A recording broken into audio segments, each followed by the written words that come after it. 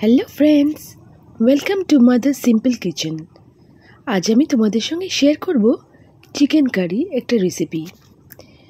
এই চিকেন কারিটা খুবই তাড়াতাড়ি হয়ে যায়। এর জন্য আমাদের দরকার 1 কিলো চিকেন, 6টা মিডিয়াম সাইজের পেঁয়াজ, আদা রসুন বাটা, একটা ভাজা মশলা যেটা আমি 1 চামচ ধনে, 1 চামচ জিরে, 2টো এলাচি, একটা দারচিনি শুকনো খোলায় ভেজে গুঁড়ো করে নিয়েছি। আর দরকার আমাদের 100 গ্রাম মতন টক দই, আদা রসুন বাটা, হলুদ গুঁড়ো, লঙ্কা গুঁড়ো আর টমেটো 2টো স্লাইস করা, আর নুন আন্দাজ মতন। প্রথমে আমি চিকেনের মধ্যে টক দই মিশিয়ে দেবো এবং আদা রসুন পেস্টটা 3 টেবিল স্পুন মতন অ্যাড করব।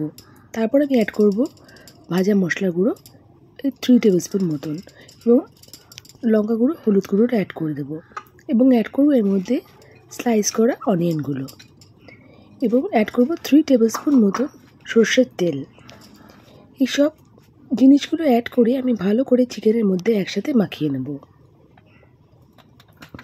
মাখিয়ে নিয়ে আমি আধা ঘন্টা কি 1 ঘন্টা ম্যারিনেট করে রেখে দেবো। এখানে তোমরা বেশিক্ষণও ম্যারিনেট করতে পারো, তাহলে টেস্টটা আরও ভালো হবে। এখানে আমার সময়টা কম ছিল, তাই আমি আধা ঘন্টা মতন ম্যারিনেট করে নিয়েছি। এই রেসিপিটা খুবই চটজলদি হয়ে যায় এবং টেস্টিও খুব, খেতে ভাত দিয়ে বা রুটি পরোটা দিয়ে সব দিয়ে এই রেসিপিটা ভালো লাগে। এখানে আমি আলুও নিয়েছি, আলু টুকরো করে নিয়েছি। আমি 3টে আলু ইউজ করেছি। কড়াইতে আন্দাজ মতন সরষের তেল আমি অ্যাড করব। একটু তেলটা গরম হলে আমি আলুগুলোকে ভেজে নেব।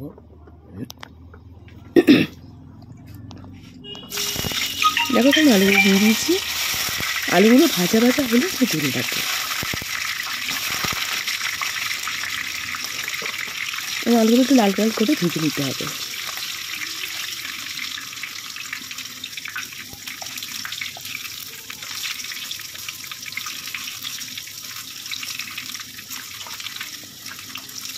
দেখো আলুগুলোকে ভেজে নিচ্ছি।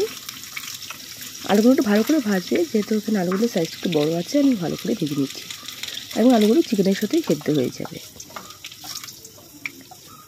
এবার এই তেলের মধ্যে আমি অ্যাড করব একটা গোটা শুকনো লঙ্কা, আর আমি অ্যাড করব কুচি করা টমেটোগুলো অ্যাড করার পর একটু ভাজা ভাজা হলে আমি আন্দাজ মতন নুন এখানে অ্যাড করেছি এবং তারপর আমি অ্যাড করব ম্যারিনেট করে রাখা চিকেনগুলো। তো ফ্রেন্ডস, আমার রেসিপিটা ভালো লাগলে আমাকে সাবস্ক্রাইব আর ফলো করে দিও, আর বেল আইকনটা প্রেস করে দিও নিত্য নতুন রেসিপি জানার জন্য।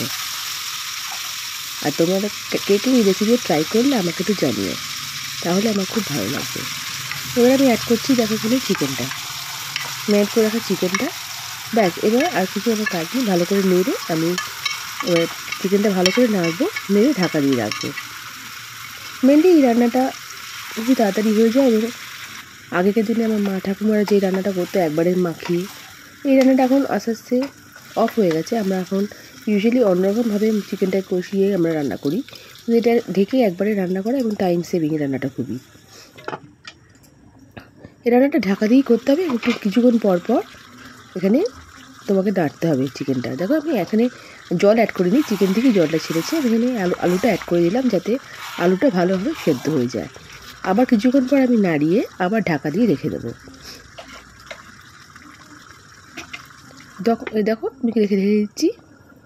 মাঝে মাঝে নাড়িয়ে দেখছি যে চিকেনটা ভালো হয়েছে কিনা, তেল ছেড়েছে কিনা। তেল ছাড়ার পর আমি এখানে গরম জলটা অ্যাড করব। আন্দাজ মতন গরম জলটা অ্যাড করবো যাতে আলুগুলো ভালোভাবে ডুবে যায়। তারপর আমি ঢাকা দিয়ে রেখে দিচ্ছি। কিছুক্ষণ পরপর ঢাকাটাকে তুলে তুলে দেখতে হবে যে আমাদের আলুটা সেদ্ধ হয়েছে কিনা, চিকেনটা সেদ্ধ হয়েছে কিনা। আবার ঢাকা দিয়ে কনস্ট্যান্ট রেখে দিতে হবে। ব্যাস, এই রান্নাটা আর কোনো ঝামেলা নেই। যারা নতুন রান্না শিখছো তাদের পক্ষে এই রান্নাটা খুবই কার্যকরী